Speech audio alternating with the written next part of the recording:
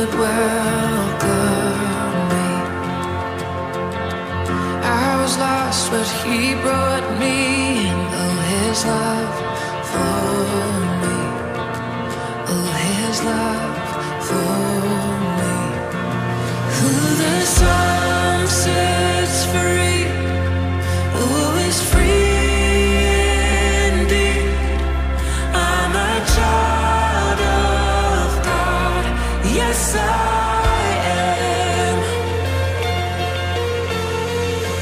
Free at last, he has ransomed me. His grace runs.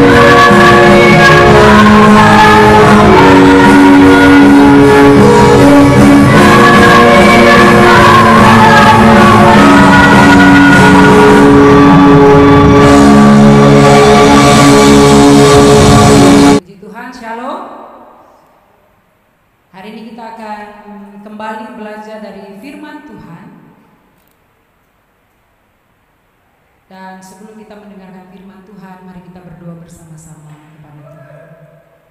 Bapa, di dalam nama Yesus, kami perlu Engkau, sebab firman adalah pegangan dalam kehidupan kami.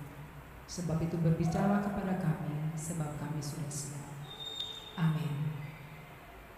Mari kita membuka bersama-sama di dalam Alkitab kita, di dalam Lukas 2 ayat 21 sampai 32. Demikian firman Tuhan. Yesus disunat dan diserahkan kepada Tuhan, Simeon dan Hana. Dan ketika genap 8 hari dan ia harus disunatkan, ia diberi nama Yesus, yaitu nama yang disebut oleh malaikat sebelum ia dikandung ibunya. Dan ketika genap waktu pemutahiran menurut hukum Taurat Musa, mereka membawa dia ke Yerusalem untuk menyerahkannya kepada Tuhan. Seperti ada tertulis dalam hukum Tuhan, semua anak laki-laki sulung harus dikuduskan bagi Allah, dan untuk mempersembahkan korban menurut apa yang difirmankan dalam hukum Tuhan, yaitu sepasang burung tekukur atau 2 ekor anak burung merpati. Adalah di Yerusalem seorang bernama Simeon. Ia seorang yang benar dan saleh, yang menantikan penghiburan bagi Israel. Roh Kudus ada di atasnya, dan kepadanya telah dinyatakan oleh Roh Kudus bahwa ia tidak akan mati sebelum ia melihat Mesias, yaitu Dia yang diurapi Tuhan. Ia datang ke bait Allah oleh Roh Kudus ketika Yesus anak itu dibawa masuk oleh orang tuanya untuk melakukan kepadanya apa yang ditentukan hukum Taurat. Ia menyambut anak itu dan menatangnya sambil memuji Allah, katanya, "Sekarang Tuhan, biarkanlah hamba-Mu ini pergi dalam damai sejahtera sesuai dengan firman-Mu, sebab mataku telah melihat keselamatan yang daripada-Mu, yang telah Engkau sediakan di hadapan segala bangsa, yaitu terang yang menjadi penyataan bagi bangsa-bangsa lain dan menjadi kemuliaan bagi umat-Mu Israel." Amin. Tema kita pada pagi hari ini adalah hidup yang bernilai di hadapan Tuhan, atau hidup yang bernilai menurut pandangan Tuhan. Ya. Hari-hari ini kalau menurut urutan karya penebusan Yesus Kristus bagi keselamatan umat manusia, maka kita sedang menjalani hari-hari di mana Roh Kudus akan dicurahkan, atau yang biasa kita kenal dengan penantian hari pencurahan Roh Kudus.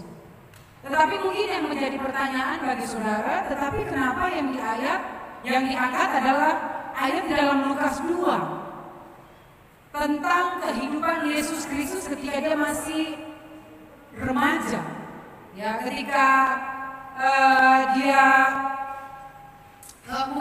ketika dia masih 8 hari dan dia akan diserahkan ke dalam rumah Tuhan. Ada sesuatu yang menarik di dalam peristiwa ini akan kita pelajari bersama pada pagi hari ini. Yang menarik adalah bagaimana Allah Tritunggal itu bekerja bersama-sama pada porsinya masing-masing, bahkan ketika Yesus masih ada. Ya. Sebelum Yesus diserahkan ke bait Allah, Roh Kudus telah terlebih dahulu memberitahukan kepada Simeon. Dan yang menarik adalah ternyata Simeon ingin panjang umur, bukan ingin melihat anak cucunya diberkati Tuhan, bukan ingin melihat kebun-kebunnya yang luas itu sukses. Tetapi dikatakan bahwa Simeon hanya ingin melihat keselamatan itu. Ya. Di dalam ayat yang ke-29 dan 30. "Sekarang Tuhan, biarkanlah hamba-Mu ini pergi dalam damai sejahtera sesuai dengan firman-Mu, sebab mataku telah melihat keselamatan yang daripada-Mu." Jadi ketika Yesus dibawa ke dalam rumah Tuhan, diserahkan kepada Tuhan pada usia yang ke-8 hari, Simon bilang, "Tuhan, kau mau ambil saya pulang sekarang sudah. Karena saya sudah tahu kalau Yesus datang, artinya keselamatan di dalam dunia ini dinyatakan."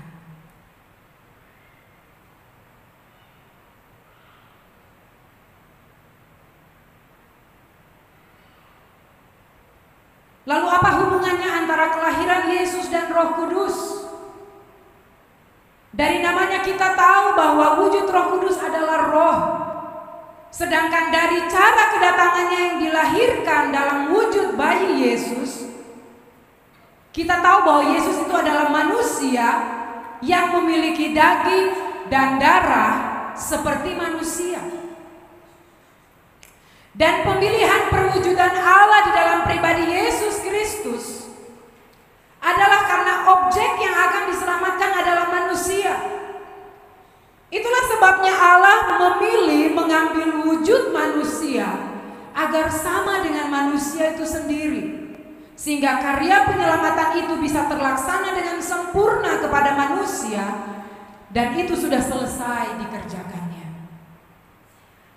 Dan sesuai dengan penyataan Alkitab bahwa sesudah karya penebusan itu tuntas dilaksanakan, dan pemilihan perwujudan Allah di dalam pribadi Yesus adalah karena objek yang akan diselamatkan adalah manusia, saudara dan saya. Itulah sebabnya Allah memilih mengambil wujud manusia agar sama dengan manusia itu, sehingga karya penyelamatan itu bisa terlaksana dengan sempurna. Orang Jakarta bilang nyambung, ya, karena manusia kepada manusia. Dan karya penyelamatan itu telah selesai dikerjakan. Dan sesuai dengan penyataan Alkitab bahwa sesudah karya penebusan itu tuntas dilaksanakan, ada Roh Kudus yang dicurahkan secara besar-besaran ke dalam dunia ini. Mengapa demikian? Bukankah apa yang dikerjakan oleh Yesus itu sudah cukup? Ternyata tidak, saudara. Karena apa? Karena kedegilan hati manusia, sehingga meskipun Yesus Kristus telah nyata-nyata hidup di antara manusia dan memberitakan kabar baik itu, hanya segelintir orang saja yang percaya kepada Yesus Kristus. Dan mayoritasnya menolak mentah-mentah pribadi dan berita yang dibawa oleh Yesus Kristus. Terutama oleh orang-orang Yahudi sendiri, dari mana Yesus berasal pada waktu itu. Hal ini masih dapat diterima, sebab pada waktu itu sebenarnya yang ditolak adalah pribadi Yesus. Karena dia datang sebagai anak tukang kayu yang mustahil bagi bangsa Israel bisa membebaskan mereka dari penjajahan bangsa-bangsa lain yang ada di sekitar mereka pada waktu itu, seperti bangsa Romawi, bangsa Yunani, dan yang sebelum-sebelum mereka. Karena harapan bangsa Israel adalah Mesias, sang penebus itu, sang pembebas itu akan datang sebagai seorang raja yang megah, raja yang besar, raja yang gagah perkasa, yang akan memimpin dan memenangkan peperangan melawan penjajah pada masa itu.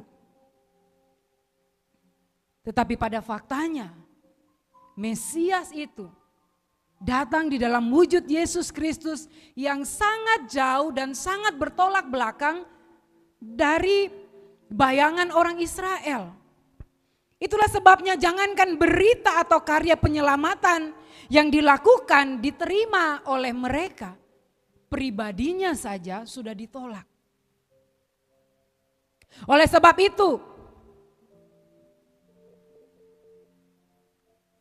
yang kita pelajari hari ini adalah isi hatinya Tuhan Yesus. Sebab bagi Yesus bukan kemerdekaan secara fisik yang diperlukan oleh orang Israel. Bukan kemerdekaan secara fisik yang diperlukan oleh manusia. Melainkan kemerdekaan secara rohani yang membawa kepada keselamatan. Dan berujung kepada surga yang bakal. Dan itu adalah fakta.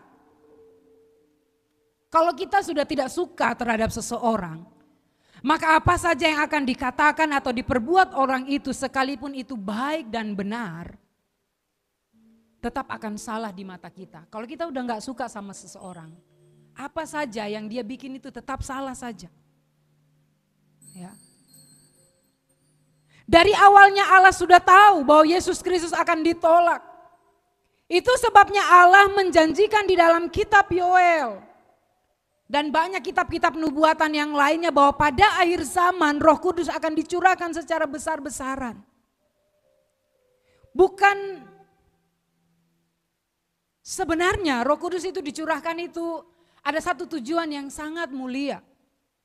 Ya. Walaupun di dalam kitab Yoel dijanjikan akan ada teruna-teruna, akan menerima karunia roh, anak-anak, orang-orang tua dan lain sebagainya.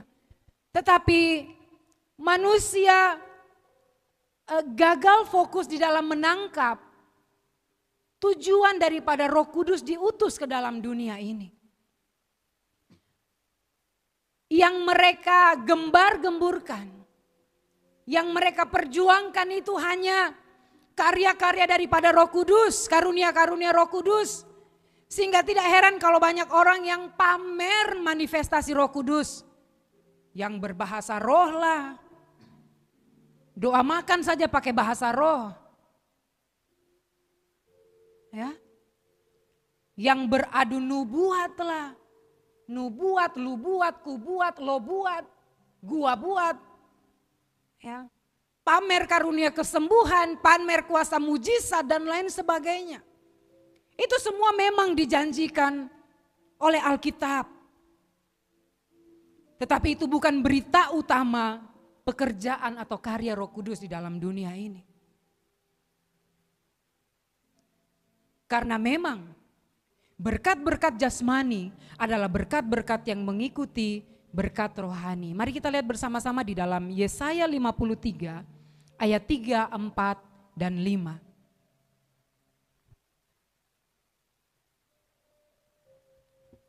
Ia dihina dan dihindari orang, seorang yang penuh kesengsaraan dan yang biasa menderita kesakitan. Ia sangat dihina sehingga orang menutup mukanya terhadap dia, dan bagi kita pun dia tidak masuk hitungan. Tetapi sesungguhnya penyakit kitalah yang ditanggungnya dan kesengsaraan kita yang dipikulnya. Padahal kita mengira dia kena tula, dipukul dan ditindas Allah. Amin. Ya, karya penyelamatan Yesus itu tidak hanya menyelamatkan kita, tapi dikatakan bahwa semuanya Yesus tanggung. Bahkan dosa kita itu seolah-olah Yesus yang berdosa. Itu sebabnya kita dapat bernyanyi bilurnya, bilurnya, bilurnya sungguh heran. Karya itu tidak hanya menyelamatkan kita, tetapi bisa menyembuhkan kita. Penyakit kita ditanggung dan disembuhkan oleh karya itu. Itu benar. Ya. Oleh sebab itu, apa yang harus benar-benar kita mengerti, kita pahami tentang karya Roh Kudus di dalam dunia ini. Mari sama-sama kita lihat di dalam Yohanes 16 ayat 7 sampai 15.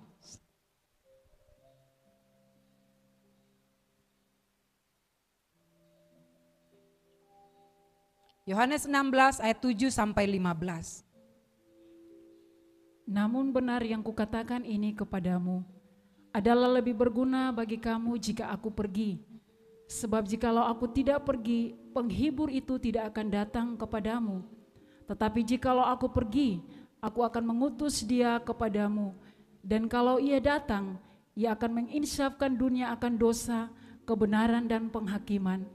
Akan dosa karena mereka tetap tidak percaya kepadaku. Akan kebenaran karena aku pergi kepada Bapa dan kamu tidak melihat aku lagi.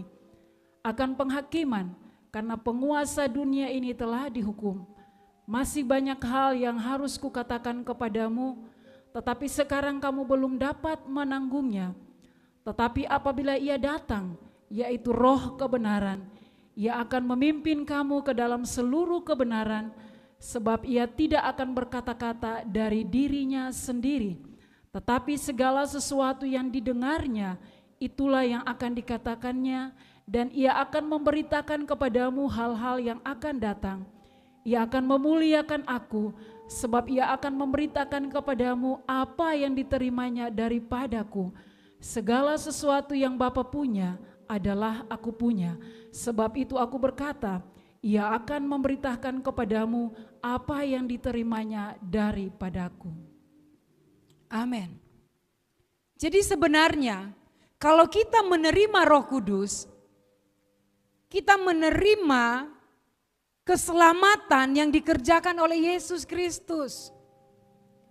Tapi manusia akhir zaman ini telah gagal fokus. Benar, memang Roh Kudus akan dicurahkan. Joel mengatakan, Joel 2 ya, ayat 7-8 dan seterusnya.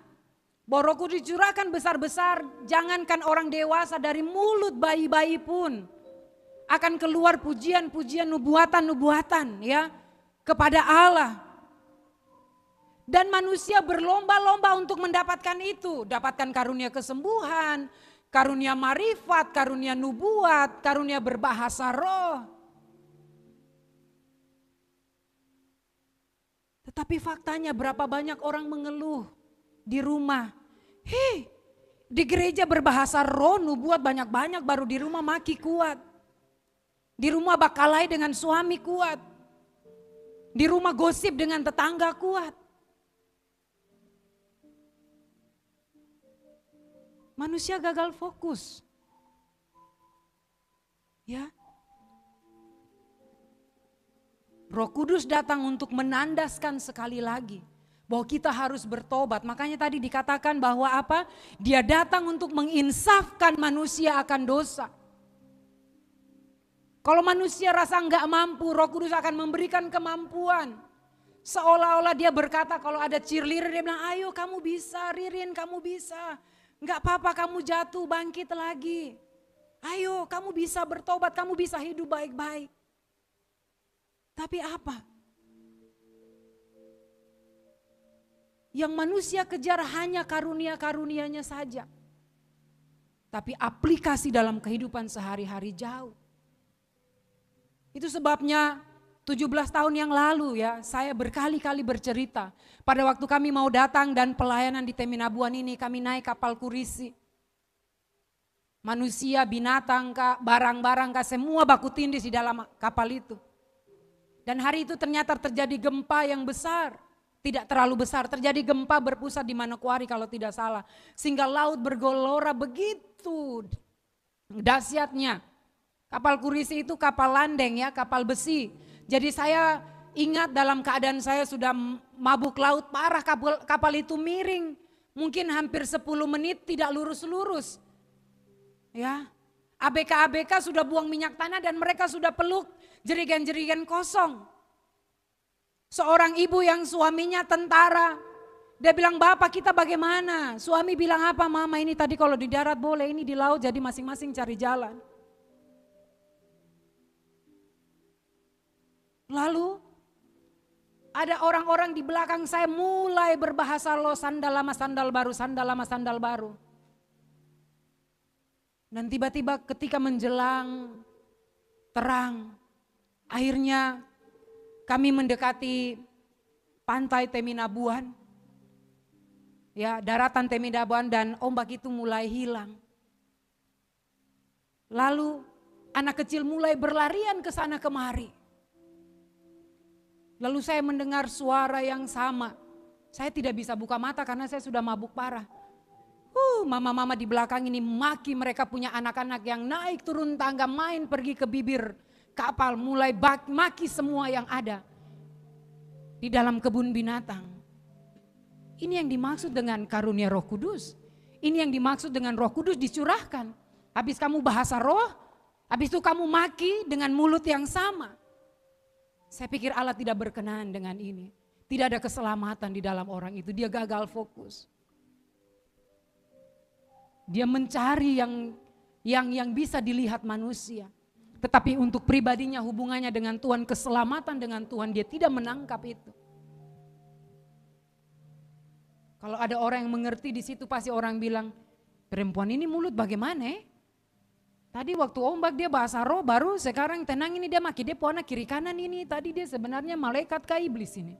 Seandainya orang bisa berkata demikian. Ya. Karena tadi dikatakan bahwa pekerjaan Roh Kudus adalah menginsafkan manusia akan dosa. Itulah sebabnya ada ayat yang mengatakan bahwa hujat terhadap Roh Kudus itu tidak akan diampuni. Ya, hujat terhadap Roh Kudus itu bukan berarti kita maki-maki Roh Kudus, mengumpat-umpat Roh Kudus, seperti apa yang dikatakan oleh ibu tadi, semua yang ada di kebun binatang itu maki saja, keluar saja. Maki Roh Kudus, bukan. Ya. Hujat terhadap Roh Kudus artinya kita menolak berita keselamatan yang dibawa oleh Roh Kudus itu sendiri. Kita lihat di dalam Matius 12 ayat 31 dan 32.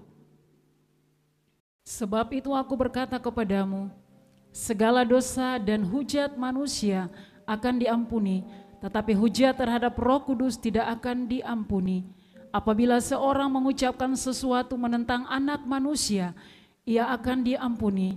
Tetapi jika ia menentang Roh Kudus, ia tidak akan diampuni. Di dunia ini tidak, di dunia yang akan datang pun tidak.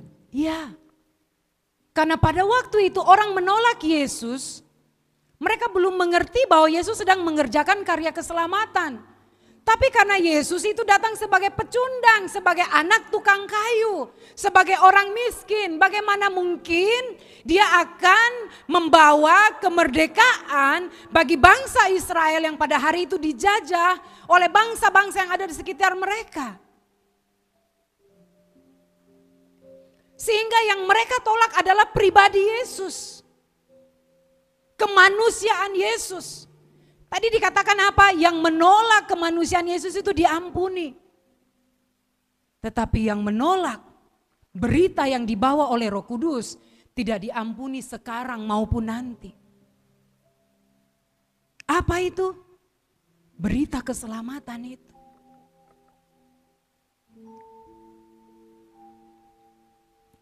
Yesus secara fisik sudah tidak ada lagi di dalam dunia ini. Itu sebabnya Allah di dalam Roh Kudus melanjutkan gaung atau gema daripada berita keselamatan itu yang telah dilakukan di dalam pribadi Yesus Kristus melalui pribadi Roh Kudus. Kalau orang menghujat Yesus karena dia orang miskin, anak darah Maria yang juga orang miskin dan lain sebagainya, itu semua dapat diampuni. Tetapi kalau orang menolak berita keselamatan yang dibawa oleh Roh Kudus, maka artinya engkau tidak menerima Yesus sebagai Tuhan dan Juru Selamat di dalam hatimu. Dan secara otomatis engkau tidak selamat. Dan kalau engkau tidak berusaha untuk mencari keselamatan itu atau menerima keselamatan itu, kemungkinan engkau tidak akan pergi sampai ke surga. Jadi jangan bangga kalau saudara di gereja saudara bisa bahasa roh, bisa usir setan, bisa bernubuat, bisa berdoa orang lain dan langsung sembuh saat itu juga. Karena itu bukan maksud dan tujuan utama kedatangan Roh Kudus ke dalam dunia ini. Itu tujuannya, tapi itu bukan tujuan utama. Ya.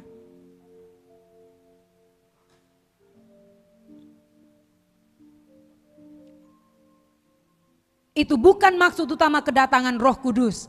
Itu adalah second blessing. Itu adalah berkat ganda, itu adalah berkat kedua yang mengikuti keselamatan itu. Yang tadi kita sudah dengar di dalam kitab Yesaya. Karya penyelamatan itu bukan hanya menyelamatkan kita secara rohani, tetapi penyakit kita disembuhkan. Itu sebabnya kalau kita berdoa apa? Darah Yesus berkuasa. Kalau kita mau jatuh ke dalam jurang atau kita mau celaka mobil atau motor kita diserempet, serta-merta kita berteriak dalam mulut kita, darah Yesus berkuasa. Karena darah itu berkuasa menyelamatkan kita bukan hanya untuk masuk ke surga, tetapi dari segala kutuk yang ada di dalam dunia ini yang tidak seharusnya kita terima, yang tidak seharusnya umat manusia terima.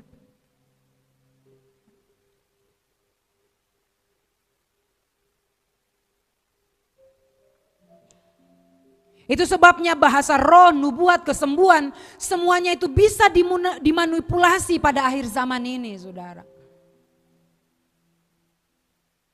Ya, ada sekolah-sekolah bahasa roh, ada orang tulis bahasa roh, catat, hafal, baru mulai besok sembahyang dia sebut berkata-kata dalam ibadah.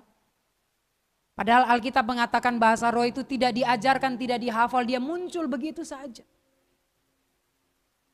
Ada nubuatan yang direkayasa. Ya, saya tidak perlu bicara lebih banyak tentang hal itu. Ya, tetapi yang pasti adalah manusia berusaha memanipulasi pekerjaan Roh Kudus. Dan ada manusia yang lemah imannya tertipu oleh manipulasi manusia itu. Tetapi satu ayat dalam firman Tuhan berkata bahwa apapun manusia boleh buat, boleh katakan, boleh rekayasa, tetapi firman Allah bilang dari buahnya kita akan mengenal. Mari buka dalam Matius 7 ayat 15 sampai 23. Matius 7 ayat 15 sampai 23. Hal pengajaran yang sesat. Waspadalah terhadap nabi-nabi palsu yang datang kepadamu dengan menyamar seperti domba, tetapi sesungguhnya mereka adalah serigala yang buas. Dari buahnya lah kamu akan mengenal mereka. Dapatkah orang memetik buah anggur dari semak duri atau buah arah dari rumput duri? Demikianlah setiap pohon yang baik menghasilkan buah yang baik, sedangkan pohon yang tidak baik menghasilkan buah yang tidak baik. Tidak mungkin pohon yang baik itu menghasilkan buah yang tidak baik, ataupun pohon yang tidak baik itu menghasilkan buah yang baik. Dan setiap pohon yang tidak menghasilkan buah yang baik pasti ditebang dan dibuang ke dalam api. Haleluya. Jadi dari buahnya lah kamu akan mengenal mereka. Amin. Bukan setiap orang yang berseru-seru kepadaku, Tuhan, Tuhan, akan masuk ke dalam kerajaan surga, melainkan dia yang melakukan kehendak Bapa-Ku yang di surga. Pada hari terakhir banyak orang akan berseru kepadaku, Tuhan, Tuhan, bukankah kami bernubuat demi nama-Mu dan mengusir setan demi nama-Mu dan mengadakan banyak mujizat demi nama-Mu juga? Pada waktu itulah aku akan berterus terang kepada mereka dan berkata, aku tidak mengenal kamu, enyalah daripadaku, kamu sekalian pembuat kejahatan. Amin. Saudara lihat itu? Yang hari ini bahasa roh, nubuat, banyak-banyak kiri kanan itu, berdoa orang sembuh, jangan bangga dulu. Belum tentu masuk surga. Belum tentu. Ya, saya tidak bilang itu tidak penting, itu penting. Ya, makanya tidak heran. Hari-hari begini kalau pendeta datang hanya khotbah tentang keselamatan supaya suruh orang bertobat. Tobat dari miras, tobat dari selingkuh, tobat dari korupsi ini. Sepi pengunjung KKR begitu. Tapi coba bilang KKR kesembuhan ilahi. Manusia dari segala lubang batu manapun akan muncul di situ. Yang mereka cari mujizat. Yang mereka cari kesembuhan. Tapi mereka tidak cari keselamatan di dalam Yesus Kristus. Dan itu salah. Dan hamba-hamba Tuhan harus berani menggemakan ini dari rumah Allah. Jangan manja manusia dengan berkat-berkat jasmani, tapi ujung-ujungnya membawa mereka kepada kecelakaan. Tidak membawa umat manusia pulang ke sorga. Ya.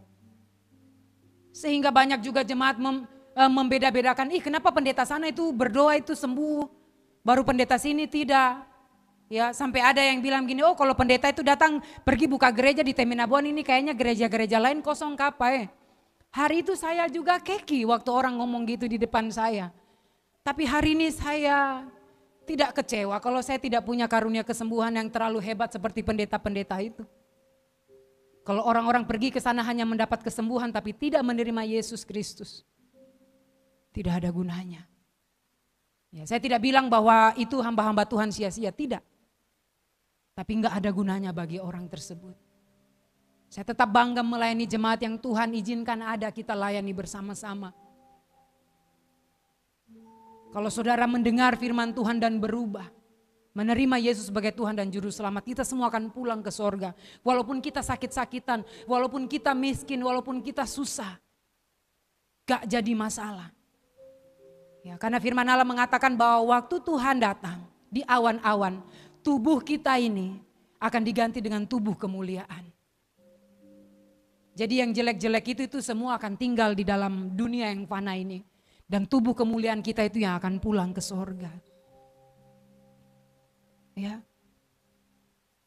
Sebab dari buahnya kita bisa melihat apakah seseorang itu sudah bertobat atau belum.